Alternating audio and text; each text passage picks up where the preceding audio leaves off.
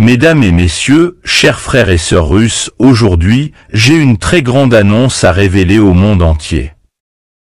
Le moment est venu pour réfléchir sur la couleur de Jésus-Christ. Nous ne faisons pas juste ça pour nous les Russes, mais pour le monde entier. Nous avons fait une découverte incroyable, qui a été cachée depuis des siècles dans l'ombre, qui aujourd'hui apparaît à la surface. Nous avions ouvert un truc que nous décrivons comme une de plus vieilles petites coffrets métalliques connues jusqu'à ce jour. Que avons-nous découvert dans cette vieille coffret métallique, va vous démontrer certaines histoires montées de toutes pièces dans le christianisme. Et nous ne faisons pas que pour nous, mais pour notre nation, et pour notre patrie, et pour le monde entier. Et nous allons vous le démontrer dans cette coffret métallique. Nous avons découvert des figures, des proportions bibliques, une personne qui est déjà connue des grands publics et qui a été lue par de nombreuses personnes. L'histoire de cette personne qui a été cachée du grand public sera aujourd'hui révélée. Révéler une vérité aussi profonde que le fond de l'iceberg. Ils sont tous et toutes noirs, et voici les preuves, cette vérité est indéniable et a déjà été prouvée auparavant. Ce qui contredit nos croyances modernes par rapport au fait que Jésus était blanc. Mais en témoignage de la diversité et de l'unité que la foi incarne en tant que président, ne voyez pas ce moment comme un défi à nos croyances, mais comme une opportunité d'accepter les anciennes connaissances culturelles. Une compréhension plus inclusive de notre histoire et de notre spiritualité. Comme la Russie est très riche en culture, traditions et croyances d'autrui. La Russie est dans une position unique pour conduire le monde vers cette nouvelle ère de compréhension de croyances, biodiversité culturelle. À partir d'aujourd'hui, laissons notre nation proclamer et révéler Jésus noir. Une personne qui ne représente pas seulement la pierre angulaire de la foi chrétienne, mais aussi un symbole de valeur universelle, d'amour et de passion et de paix. Au thème à tous et à toutes. Aujourd'hui, je vais vous parler d'un sujet qui est extrêmement important. Et ce sujet se porte sur la propagande qui a été soulevée par le président de la Russie, c'est-à-dire Vladimir Poutine. Et c'est le problème soulevé sur le sujet portant sur la couleur de Jésus. Et Vladimir Poutine avait soutenu que Jésus était noir. Donc, on sait que sur le plan historique, sur le plan historiographique, et Jésus-Christ n'a jamais existé. Donc, nous qui sommes des Kamites, qui sommes des Kémites, nous qui sommes issus de la pensée de Cheikh Anta Diop, et nous savons tous que Jésus-Christ n'a jamais existé. C'est un mythe élaboré par l'Empire romain et pour dominer le monde. Donc, je vois que les Noirs, et pour justifier l'aliénation culturelle, appuient la pensée de Poutine visant à soutenir que Jésus était noir. Poutine est juste un président, c'est un grand homme. Il connaît parfaitement bien le monde, il sait parfaitement bien la géopolitique, la géohistorique. Mais ce n'est pas pour autant que parce qu'il est ceci qu'il peut dire qui est Jésus, qui n'était pas Jésus. Il n'est pas historien, il n'est pas théologien. Donc pour moi, c'est un faux problème. C'est un faux problème parce que j'ai déjà parlé de ce sujet. Et je traitais pendant 1 heure de temps ce sujet parlant de l'inexistence de Jésus. Donc, il n'y a aucun document historique pour justifier l'existence de Jésus. Même Charles Ginberg, qui est un théologien catholique, qui connaît parfaitement bien ce sujet, il a publié un document titré « Le problème de Jésus », dans lequel il déclare à la fin « Personne ne peut écrire une biographie scientifique de Jésus parce qu'on n'aura pas de documents scientifiques pour le faire. » Donc, Jésus-Christ n'a jamais existé. Bon, selon la Bible, on dit que Jésus-Christ n'a rien écrit, mais cependant, le premier historien de l'Église, c'est-à-dire Eusèbe de Césarée, a rapporté un document où Jésus a écrit une lettre à un roi. Donc, et si Jésus a écrit une lettre à un roi, donc, et le premier historien de l'Église a déclaré ça. Donc, c'est pour vous dire que tout cela, ce sont des montages, ce sont des mythes, des contradictions, des incohérences. Donc, on n'a pas besoin trop d'arguments pour voir ça. Donc, Jésus-Christ n'a jamais existé. L'affaire que Jésus était noir, tout cela, ce sont des faux problèmes. Il y a des nègres qui se disent juifs, qui disent que Jésus était noir. Pour cela, il faut adorer Jésus parce que c'est un nègre. Ça n'a rien à voir à la vérité. Parce que Jésus-Christ n'était ni noir ni blanc. Jésus-Christ n'a jamais existé. C'est une fiction théologique inventée par l'Empire romain pour dominer le monde. Donc, et moi, issu de l'école égyptologique africaine, j'ai cette position et toute l'école égyptologique africaine a cette position. Kalala Omutande a la même position.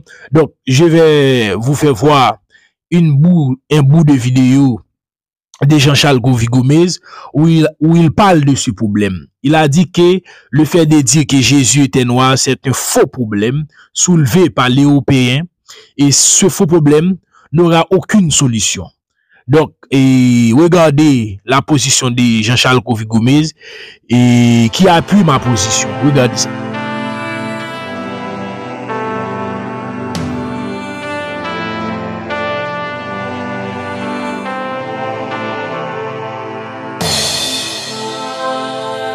Colonisation des consciences doit commencer par la connaissance des causes de l'aliénation spirituelle, religieuse, mentale de l'homme africain, de l'être humain à la peau noire.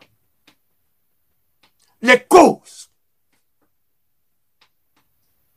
Et parmi les causes, il y a d'abord les livres sacrés qui apprennent à l'Africain à se diaboliser, à diaboliser ses ancêtres et à diaboliser même par procuration ses propres enfants. D'où la question que j'ai posée. Lorsqu'on dit le diable est dans les détails, ce qu'on veut dire par là, c'est que beaucoup de gens pensent que les choses qui ne paraissent pas importantes sont sans importance. Non. Les choses qui nous paraissent importantes parce que l'Européen a créé des faux problèmes et des fausses solutions. Le premier faux problème, c'est de dire que Jésus était noir. Si donc tu dis que Jésus était noir, ça veut dire que les Africains doivent suivre le Jésus noir. Je ne sais même pas quelle couleur le Jésus de Bandakania. Les Africains doivent suivre ce Jésus noir. Je pose la question suivante. Est-ce que la conviction qu'on met dans un message religieux, est-ce que ça dépend de celui auquel on attribue le message ou du contenu du message? Donc, dire que Jésus était noir, c'est-à-dire vouloir noircir Jésus pour pouvoir justifier l'aliénation qu'est le christianisme, n'est-ce pas? Pour moi, c'est quelque chose qui est de l'ordre d'un faux problème et qui accouche d'une fausse solution. Parce qu'en fait, le message attribué à Jésus noir est un message négrophobe. Paul, dans ses évangiles, les évangiles selon Marc, selon Luc, selon Matthieu, tout ça, sont des textes négrophobes, comme je vais le montrer. Là, je suis pour l'instant à la Bible hébraïque et à ces succès d'années que nous appelons les textes apocryphes. Mais, bientôt, je viendrai aux évangiles. Donc, ça veut dire quoi? Ça veut dire que le message qu'on appelle le message chrétien est un message négrophobe. Même si le prétendu Jésus qui aurait porté ce message est noir, ça ne change rien. Alors, le problème qui se pose, c'est est-ce qu'ils ont un autre message pour leur Jésus noir? Non. Ils ont les évangiles négophobes. Donc, on ne sort pas de ce cercle vicieux. Le deuxième exemple, un premier exemple, c'est qu'ils ont dit qu'en fait, Jésus parlait le Kikongo. Que Jésus est un Kikongo qui parlait le Kikongo. Donc la vraie langue de Jésus, c'est pas l'araméen, c'est le Kikongo. Et ce Jésus Kikongo s'est réincarné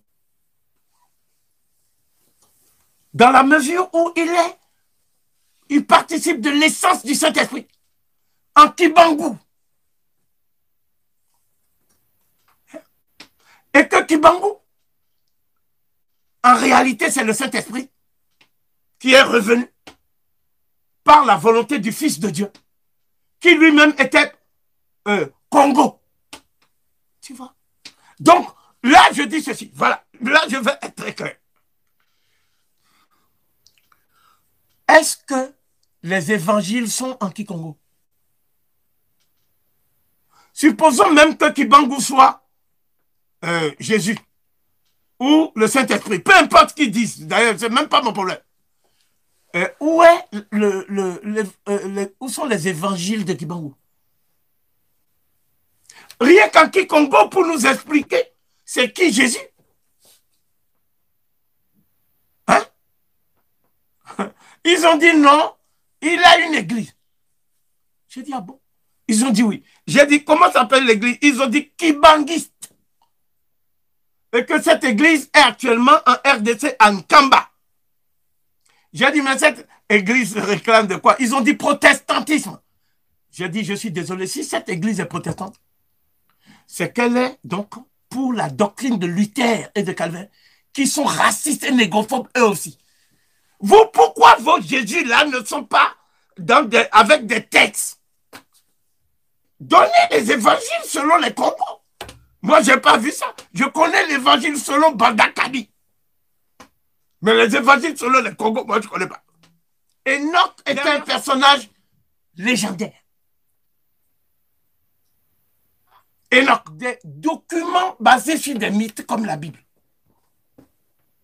Ce que je veux dire ce soir, c'est que la Bible hébraïque comporte des mythes, peut-être 90%, et 10% de faits historiques. Des gens qui se réclamaient de la chrétienté d'Éthiopie. Je ne dis pas le christianisme. Et cette chrétienté d'Éthiopie est avec la chrétienté copte, les deux plus grandes traditions qui se rapportent à la figure d'Issa, que d'autres confondent avec Jésus. Issa ayant vécu avant les épisodes mythiques de Jésus. Donc, ce qu'on ne dit pas, c'est que le livre des secrets d'Enoch est tout simplement une reprise du livre sur lequel nous allons travailler prochainement, qui est donc le livre de l'Enoch éthiopien. Donc, l'Éthiopie nous donne 3 clés qui font qu'on ne peut pas ne pas étudier l'Éthiopie. La première clé, c'est que les Falachas, qu'on appelle les Juifs d'Éthiopie, sont en fait des descendants des adeptes d'Akhenaton qui ont échappé au pogrom et au guet-apens qui leur a été tendu d'après la Bible hébraïque elle-même. Je me réfère donc à l'épitomée, nous appelons épitomée les séquences. Je me réfère à l'épitomée qu'on appelle l'épisode du veau d'or d'Aaron au pied du mont Sinaï.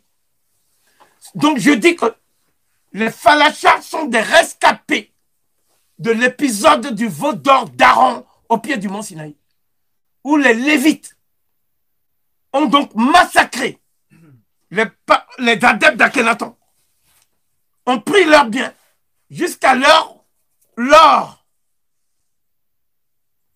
et sont partis ensuite massacrer nos cousins cananéens sous la direction de Josué. Ces faits ne peuvent être discutés par aucun érudit. Ces faits sont indiscutables. Je ne m'en tiens qu'aux faits. Je ne m'en tiens qu'aux faits. C'est ça qui fait que, jusqu'à aujourd'hui, il ne s'est pas trouvé une autorité savante qui ait pu contredire mes thèses. Je peux même dire ce soir, avec l'assurance de celui qui est dans la sérénité, que les thèses que moi je défends, je ne parle pas des autres nègres qui s'agitent. Je parle de moi-même, parce que je ne peux juger que plus moi. Les thèses que moi je défends sont donc infaillibles. Je ne dis pas que les thèses sont inattaquables. Je dis qu'elles sont infaillibles. C'est-à-dire moi-même, je jouis intellectuellement, en tant que tel, d'une invulnérabilité, d'une infaillibilité totale. Moi-même qui parle ce soir. Donc ça veut dire quoi? Ça veut dire que nous parlons de l'Éthiopie, mais nous oublions que quand on parle des Juifs, ceux qui connaissent le mieux les Juifs sont les Noirs. C'est les Éthiopiens. C'est les Falachas.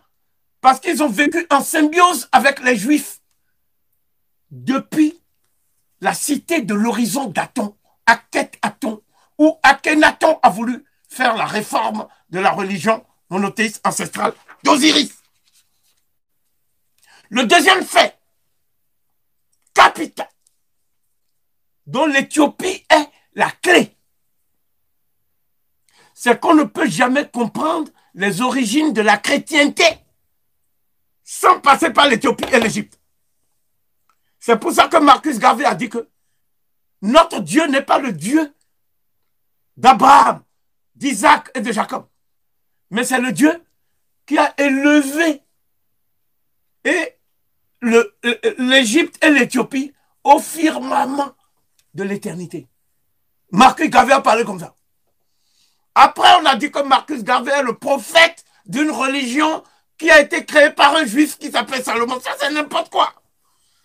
C'est le prédicateur Howell qui a inventé ça. Donc, c'est lui qui est à l'origine du mythe de l'origine salomonienne de la croyance de l'Éthiopie. C'est lui qui est à l'origine de ça. Il ne faut pas confondre Garvey avec ce genre d'individu, qui était par ailleurs très érudit. Le christianisme est apparu après la chrétienté. J'appelle chrétienté tous ceux qui ont suivi quelqu'un dont le titre d'initié était Kéri Shesheta, c'est-à-dire le gardien des mystères d'Osiris, et qui lui-même s'appelait Issa et qui était un copte. J'appelle christianisme tous ceux qui ont suivi Saoul de Tarse, qui a donc inventé une secte, qui est une secte pharisienne, des pharisiens, et qui est parti imposer cette secte à Rome,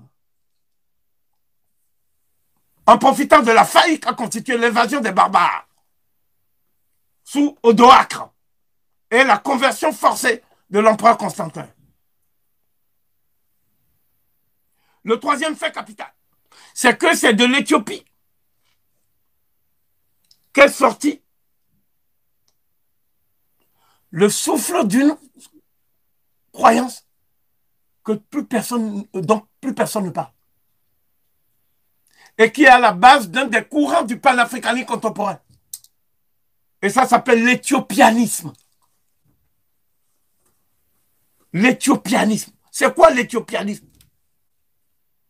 L'éthiopianisme, c'est la conviction que la plus ancienne spiritualité est venue de ce que les Grecs appelaient l'Éthiopie des anciens, c'est-à-dire la Nubie. Apédéma, quand vous parlez du lion, c'est le même que le lion que Ménélite. utilise en tant qu'adepte de la confrérie des docteurs de Lyon. On a dit qu'il y a le lion de Judée. Jamais tu verras un lion à Judée. Le lion, on voit qu'en Afrique. On nous a parlé aussi des lions, que des rois de France qui ont les lions. Ici, quel lion? Hein? Il n'y a pas de lion dans les Alpes. Moi, je connais que les lions, les Congolais, là, dans ce qu'ils disent, tout n'est pas absurde. Dans ce qu'ils disent, tout n'est pas absurde. C'est-à-dire, en fait, dans ce qu'ils disent, il y a une intuition fondamentale. C'est-à-dire, les Juifs sont les héritiers de nos rites ancestraux. C'est vrai. Mais nos ancêtres n'étaient pas juifs.